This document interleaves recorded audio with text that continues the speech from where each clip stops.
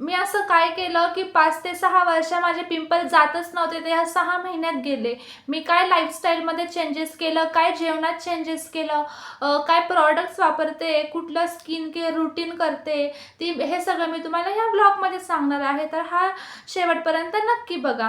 तर नमस्ते, माझं नाव आहे शर्वरी गोसावी. मी तुम्हाला माझ्या पिंपलच्या जर्नीबद्दल सांगणार आहे. तर मी जेव्हा 9th-10thला होती ना, तेव्हा माझ्या फेसवर खूप असे पिंपल्स होते. पूर्ण असे मोठे-मोठे, पूर्ण असे पसनी असे भरले होते. तर मला खूप असं ऑकवर्ड वाटायचं. तर सोशल अँक्झायटी झाली होती. बाहेर जायला म्हटलं त्रास व्हायचा. मी कुठे जातच नव्हती, कारण की मला खूप असं एम्बॅरेसिंग वाटायचं. बाहेर गेलं तर लोकं बोलायचे, "चेहऱ्याला काही करत जा." पण त्यांना काय माहिती की ऑलरेडी मी ह्या त्रासापासून सफर करते. तर असं 10वी पर्यंत चाललं. मग माझे पिंपल जातच नव्हते. मग मी ठरवलं की आपण डर्मॅटॉलॉजिस्टकडे जाऊ. तर मी डर्मॅटॉलॉजिस्टकडे गेलो. तर डर्मॅटॉलॉजिस्टने सांगितलं की हे हार्मोनल इम्बॅलन्समुळे होतंय, जाईल ते हळू-हळू. पण मी बोलली, "अजून असं किती दिवस?" तर ते बोलले, "काही नाही, 12th किंवा फर्स्ट इयरपर्यंत तुझे हे सगळे पिंपल्स वगैरे जातील. तोपर्यंत तुझे सगळे हार्मोनल सगळं नाही का बॅलन्स वगैरे होईल. तू नीट जेव, नीट झोप, फोन वगैरे बघू जास्त नको वगैरे." तर मी बोलली, "पण मग असं काहीतरी तर द्या की माझे पिंपल्स जातील." तर त्यांनी मला अशा टॅबलेट्स 1-2 महिन्याचा असा कोर्स दिला होता. तर मी तो कोर्स केला. पण मग मला काही फरकच नाही पडला. मग मी विचार केला की आता आपण काय करू, ते फोनमध्ये रेमेडीज दिसायचे. तर मी कधी कोरफड लाव, कधी डाळ दळून लाव, बेसन पीठ लाव, टोमॅटो लाव, कधी-कधी सगळंच असं लावत गेली. जे दिसायचं ते लावायची. कधी कोलगेटसुद्धा माझ्या चेहऱ्याला लावलंय मी. तर चेहऱ्याला तर काहीच फरक नाही पडला. तर मी 12thला वगैरे आली. तर डॉक्टर बोलले होते 12thला किंवा फर्स्ट इयरला तुझे पिंपल जातील मग, कारण की हार्मोनल इम्बॅलन्स तोपर्यंत तुझं बॅलन्स होऊन जाईल. तर मी जेव्हा 12thला गेली, माझे पिंपल्स काही गेले नाही. एक वेळ अशी आली होती की माझे फोरहेड आणि फेस वेगळ्या-वेगळ्या कलरचे झाले होते, कारण की पिंपल्स होते त्याच्यामुळे फोडायची मी. त्याच्यामुळे पूर्ण असे ब्लॅक स्पॉट झाले होते चेहऱ्यावर. तर मला कळतच नव्हतं की मी आता काय करू? मी कुठेच बाहेर वगैरे जात नव्हती. मग मी ठरवलं की आता आपण काय करू, सेल्फ ॲनालिसिस करू. आपण काय करतोय, काय चुक्या करतोय, कारण की मैत्रिणींना पिंपल्स नाही, मग मलाच का बरे? मग असं माझ्या डोक्यात आलं. तर मी बोलले, "ठीक आहे, आता आपण काय करू, की आता जे चाललंय ना ते आपण नीट लिहीत जाऊ, की आपण दिवसामध्ये काय-काय केलं, आपलं सगळं शेड्यूल वगैरे." तर मी काय करायची, आज काय जेवली तर ते सगळं लिहून ठेवायचे, की मी सकाळी हे खाल्लं, दुपारी हे खाल्लं, रात्री हे खाल्लं. मग बघायची की मला ह्या जेवणामुळे काय त्रास वगैरे, असं मी महिनाभर हे सगळं असं फॉलो केलं. मग मला कळलं की जेव्हा पण मी गरम मसाला खायची ना, तर तेव्हा मला पिंपल्स यायचे. तर मी गरम मसाला वगैरे खाणं सोडून दिलं. कधी पापड चटणी वगैरे होती, तर पापड चटणीने मला पिंपल यायचे.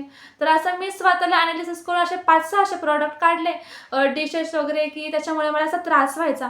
तर असं मी ते जेवणामधून पूर्ण काढूनच टाकले. तर मला जवळ-जवळ 10 ते 20% चेहऱ्याला असा फरक पडला, की आधी असे मोठे-मोठे पसने भरून जायचे ना, त्या थोडंसं लेट यायला लागलं ते त्यांचं. मग बोलले, "हां, हे तर खूप चांगलं झालं." मग आता आपण काय प्रॉडक्ट्स वगैरे लावायला लावू. कारण की आता पिंपल्स तर लेट येत आहे, पण ते आले पण नाही पाहिजे आणि चेहऱ्याचे असे व्रिंकल, डार्क स्पॉट वगैरे खूप असं अनइव्हन स्किन झाली होती.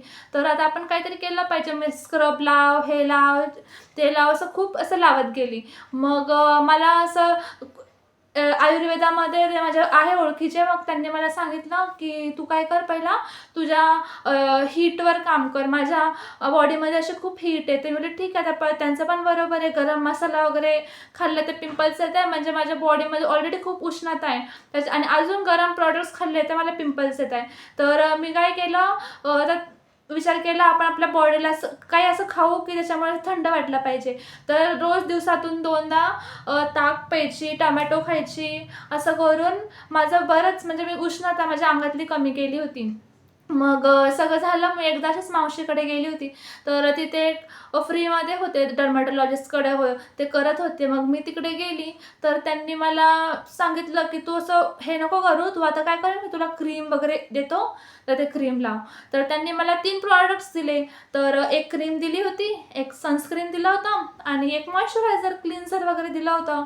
तर मी तुम्हाला दाखवते. ते माझ्याकडे मी अजूनसुद्धा वापरते ते. त्यांनी मला खरंच खूप छान फरक पडला होता. तर त्यांनी मला सकाळी ना लावायला हे सेटाफिलचं क्लिन्झर दिला होता. ह्याच्याने मला खरंच त्यांनी सांगितलं होतं रात्री रोज झोपताना हे सेटाफिलचं लावून झोपायचं.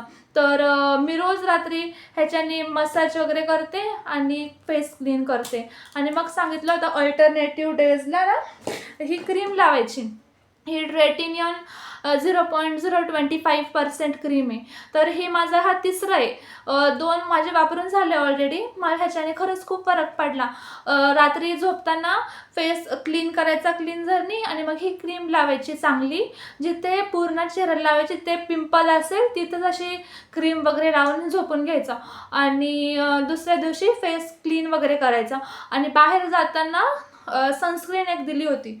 तर त्यांनी ही डॉक्टर रेडीची स्पर्ची दिलेली आहे. त्यांनी सांगितलं की जे पण रेडनेस वगैरे त्या क्रीममुळे जर आलं तर त्रास नको हो तुला आणि बाहेर जाताना उन्हामुळे त्रास नको हो, म्हणून त्यांनी मला ही सनस्क्रीन दिली होती. तर मला हे 3 प्रॉडक्ट्स खरंच मला जवळजवळ 80% जे व्रिंकल्स गेले, ब्लॅक स्पॉट, पोर्स होते चेहऱ्यावर, पोर्ससुद्धा माझे गेले. हे 3 प्रॉडक्ट्सने मला खरंच खूप फरक पडला. मग आता सगळं नीट चालू होतं. मग आता बोलले आता अजून असं केलं पाहिजे की त्याच्यामुळे चांगले असे इफेक्ट वगैरे आले पाहिजे. तर मी आता सध्या विटॅमिन ईची टॅबलेट सुरू केली आहे. कारण की विटॅमिन ई खूप छान असते. तर मी कधी खाते डायरेक्ट आणि कधी कधी फेसला लावते मी. ह्याच्याने मला खरंच खूप फरक पडला आहे. चेहरा आता मला असं ग्लोई झाला आहे, चांगला दिसतो चेहरा आता. मग कधी कधी हे चारकोलचं हे पण लावते मी. हे तर शेलचं चारकोलचं आहे. ह्याच्याने पण मला खूप फरक पडला. हे चारकोलचं फेस मास्क आहे. हे दिवसा कधी पण असं चेहऱ्याला लावायचं आणि हे त्याच्याने पूर्ण पोर्स वगैरे असं ऑलरेडी क्रीमने चाललं आहे, पण मग एक्स्ट्रा म्हणजे लवकर इफेक्ट द्यायसाठी तर मी हे सगळं वापरते आणि मला खरंच खूप छान फरक पडला. आणि आता माझा चेहरा किती क्लीन झालेला आहे तुम्ही बघू शकता. अजून पण आहे पिंपल्स, पण नॉर्मल आहे आता. आधीसारखे उरलेले नाही. आधी पूर्ण फेसवर होते, आता कमी उरले. कारण की सगळं जेवणामध्ये वगैरे सगळं फरक मी आणला आहे. आणि दुसरी गोष्ट, मी सगळे मैद्याचे प्रॉडक्ट सगळे सोडून दिलेले. मी आधी खूप मॅगी वगैरे खायची, तर एवढ्या 2-1 वर्षापासून मॅगी वगैरे सगळं सोडून दिलेले. बाहेरचं मी काहीच खात नाही.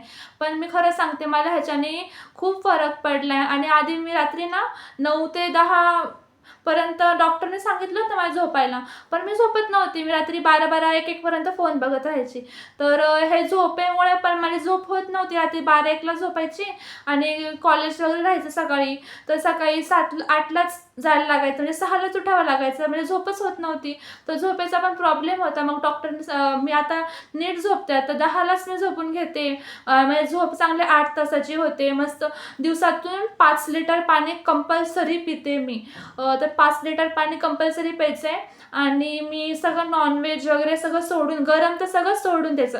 मला फरक पडला, म्हणजे तुम्हाला तर नक्कीच फरक पडेल.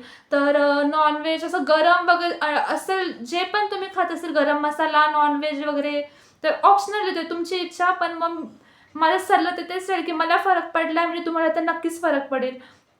तर गरम प्रॉडक्ट्स वगैरे सगळं सोडून द्या.